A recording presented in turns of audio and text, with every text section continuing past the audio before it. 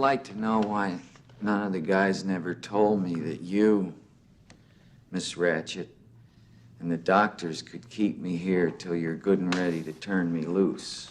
Now listen, now look, I'm voluntary here, see? I'm not committed. I don't have to stay here. I mean, I can go home anytime I want. You can go home anytime you want. That's it. You're bullshitting me. No. He's bullshitting me, right? No, Randall. He's telling you the truth. What's funny about that? Well, Jesus, I mean, you guys do nothing but complain about how you can't stand it in this place here, and then you haven't got the guts just to walk out? I mean, what do you think you are, for Christ's sake, crazy or something? Mm-hmm. Hi there. Now, I've been noodling all week about how to share my latest concept, and that is a concept about institutionalized disease. And yes, while we have COVID to thank, this concept is much larger than COVID, and it is really very important we start to think beyond the institutional thinking we have come to accept as normal. I'll say it again. What we view as normal for modern health and performance is actually quite flawed when it comes to your health, performance, and your wallet. What we are currently witnessing with COVID is the next iteration of an institutionalized disease. Now, why am I saying this? Well, let's start by looking at the definitions of an institution. Here we go. Did a Google lookup right out of Wikipedia. An institution is a social structure in which people cooperate and which influences the behavior of people and the way they live. An institution has a purpose. Institutions are permanent, which means that they do not end when one person is gone. An institution has rules and can enforce rules of human behavior. That's the definition right out of Wikipedia, folks. Think about that. Now, it is becoming evident as hell. And yes, I intentionally chose the word hell because, as I've said before, the road to hell is paved with good intentions. In this case, great intentions. Intentions to save lives and help humanity. Seriously, really, all those in power, authority, and with the resources to fund the massive effort truly believe in their hearts and minds that they are doing something good for humanity and have positioned themselves to provide that help, but for a hefty price. Now, it dawned on me in developing my thoughts on institutionalized disease that virtually all chronic diseases like heart disease, obesity, cancer, arthritis, etc., okay? Chronic diseases of modern man, they're all diseases which are largely preventable at little to no monetary cost to the individual. That means you. Little monetary cost, yes, there's work, there's discipline, and those are the kind of costs you have involved, but monetary costs to get your health, very little. Now, however, these easily preventable chronic diseases, they become institutionalized as part and parcel of healthcare and the healthcare business model. So much so, most people consider the development of chronic diseases as normal. I'm getting back to what we think is normal. And they think of this as a normal part of their aging process. Think about this for a moment and let the concept of individualized disease embed itself into your psyche. See what I mean? This is a much bigger picture. COVID-19 is just the latest opportunity to rob you of your health and your wealth. So, to prove my point or to support it, let's take a snapshot of some of these institutionalized diseases, because just the monetary costs alone are staggering and give us a sense of just how institutionalized we have allowed disease to become our norm. Now, I think the simplest, most relevant little snapshot I'll give you is a snapshot of the heart disease treatment and statin drugs. And this reveals that global statin drug sales are expected to reach $1 trillion in 2020. Now, to prevent being accused of hype and inflating the numbers, let's just pare this down to several hundred billion for just a single class of drugs, statins. Now, combine this with blood pressure medications, diuretics, blood thinners, ACE inhibitors, calcium channel blockers, etc. It's pretty safe to say we spend over a cool $1 trillion on heart disease pharma alone. What do you think? Snapshot numero dos is diabetes. And here's something I pulled out from the American Diabetes Association itself. And this is in quotes. The cost of care for people with diabetes now accounts for approximately 1 in 4 healthcare dollars spent in U.S. healthcare. Now, with the cost of U.S. healthcare estimated to be about $3.5 trillion in 2017, we can pretty safely say it's well over $4 trillion today, especially when you throw in COVID. And because diabetes is a known comorbidity for a serious COVID infection and outcome, we can extrapolate that safely to say that diabetes costs are probably at or over another cool $1 trillion. So, $1 trillion here, $1 trillion there. It's really no big deal if pharma is siphoning off tens of billions here or there to save us, because that's chump change, right? I know what you're thinking. Wrong. And I won't bore you with what institutionalizing chronic disease has done to stop these diseases in their tracks. We all know it hasn't. On the contrary, caseloads have ballooned, meaning the disease is institutionalized. This brings us to the second major concept to realize. The standard of care is treatment. Treatment for years or decades of decline. That is the institutionalization part of healthcare, because remember this from the definition. Institutions are permanent, which means they do not end when one person is gone. Think about this definition and then consider this extrapolation. If institutions do not end when one person is gone, what are the implications when tens of thousands are gone?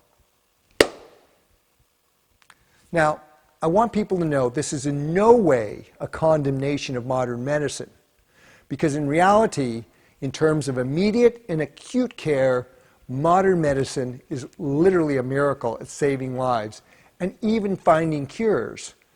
But what has transpired with this institutionalization of chronic diseases, which are entirely preventable and often reversible and curable, is treatment.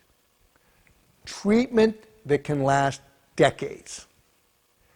This is exactly what has occurred, and this is accepted as normal, when the truth is chronic diseases are actually preventable, and preventable at a cost that is negligible compared to what it is costing us, what it is costing you, the individual, and what it's costing us as a society. Now, all of this brings me to where we find ourselves today with COVID. Somehow, with the accelerated pace of modern technology, we've managed to institutionalize COVID-19 within a year's time. Think about it. That's that instant light speed of technology. And the reactive ways we are dealing with it on a blanket, population-wide scale is simply not sustainable in the long term. Everybody knows that. Mandating strategies like mask wearing, social distancing, and locking down, yes, they've had limited short-term success in slowing and managing COVID spread, but these strategies have certainly not stopped it dead in its tracks, nor are they sustainable from a public health, social, or economic policy perspectives.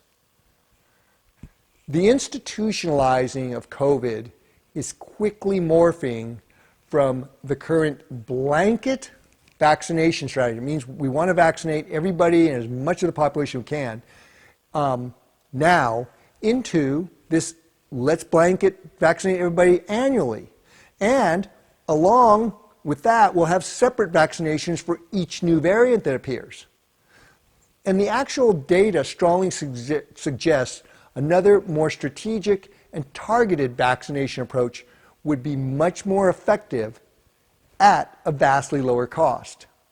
Now, if we can step back from the focus on the deaths, infections, and poor outcomes, the data, it pretty clearly identifies those who are at risk of a poor COVID outcome from those who have negligible risk. So for those at risk and those in close contact around them, vaccination is definitely an option that should be seriously considered. And that's where the focus on vaccination should be. And I say this based upon the risk factor. That is, the data shows and suggests strongly that those who are at risk are at a very high risk, whereas blanket institutionalizing of COVID-19 with population-wide strategies like the vaccination policy we have now hinders this focused prevention and treatment for those who need it the most before they end up at the hospital, where in many cases it's simply too late. Unfortunately, this is not how business works. We are being naive to think otherwise. Pfizer alone has already generated billions of dollars in revenue for development of its vaccine, and it's estimated to generate around $15 billion in revenues in 2021, this year, for its COVID-19 vaccine. Similarly, other companies like Moderna, Johnson & Johnson, AstraZeneca have all generated billions thus far in this development and testing, and like Pfizer, they have billions more profit potential through the vaccination process, if we do it on a population-wide blanket scale. Now, the COVID vaccines, what they are they're the new blockbuster drugs shareholders have been hoping for. Thus, COVID needs to be institutionalized rather than eradicated through simple, low-cost, effective strategies that won't break you nor our collective wallets. The point here is not to discard the vaccines, but to avoid the mindset that they are the only strategy we need to employ to move past this. If we see them as the only solution, we institutionalize COVID. But if we see them as part of a bigger picture, we can avoid repeating history by institutionalizing yet another disease. Hindsight is 20/20.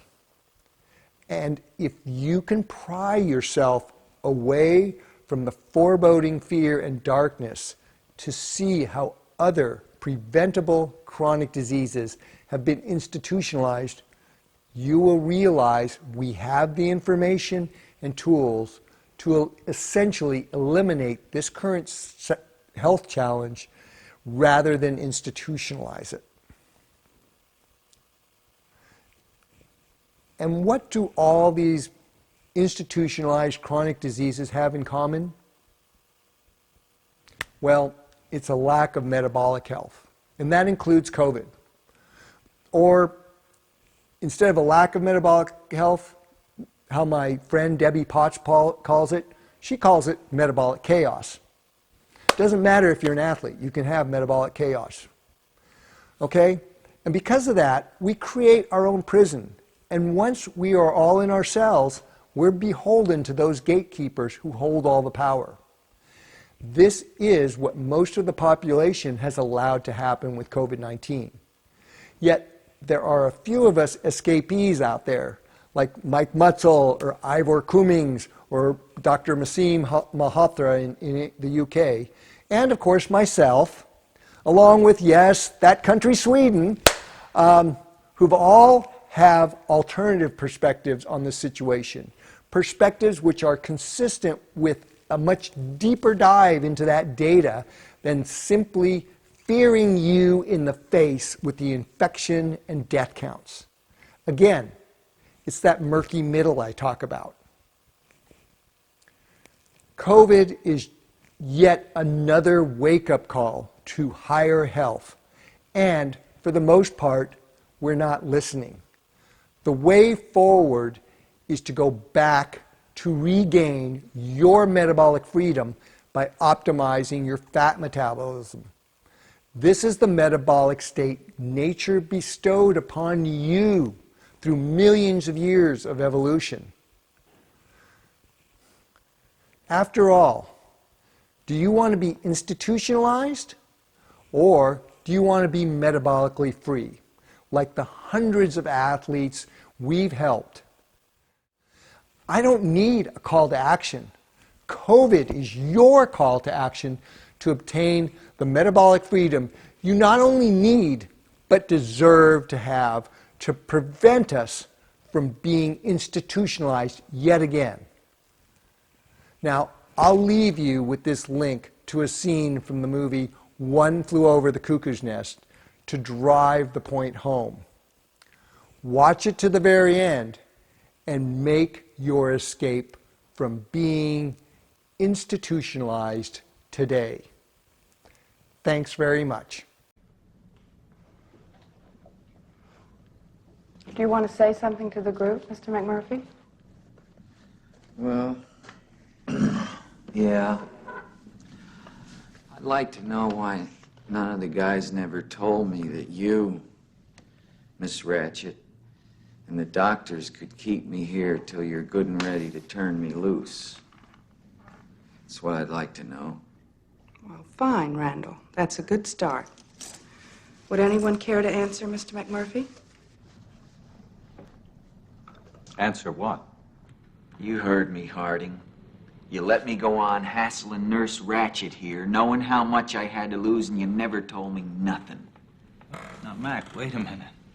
Wait a minute. I didn't know anything about how much. Wait a minute. Now, listen.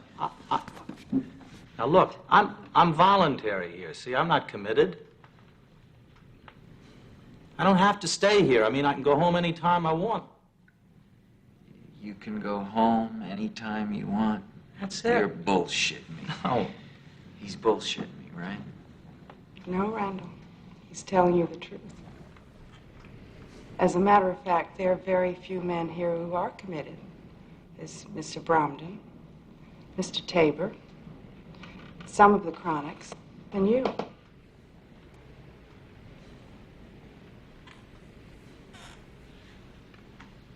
Cheswick, you're voluntary?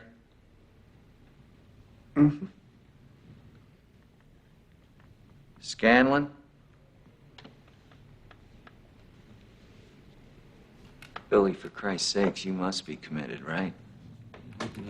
No. Okay. You're just a young kid. What are you doing here? You ought to be out in a convertible, bird dogging chicks and banging beaver. What are you doing here, for Christ's sake? What's so funny about that? Well, Jesus, I mean, you guys do nothing but complain about how you can't stand it in this place here, and then you haven't got the guts just to walk out? I mean, what do you think you are, for Christ's sake, crazy or something? Well, you're not. You're not. You're no crazier than the average asshole out walking around on the streets, and that's it. Jesus Christ, I can't even believe it.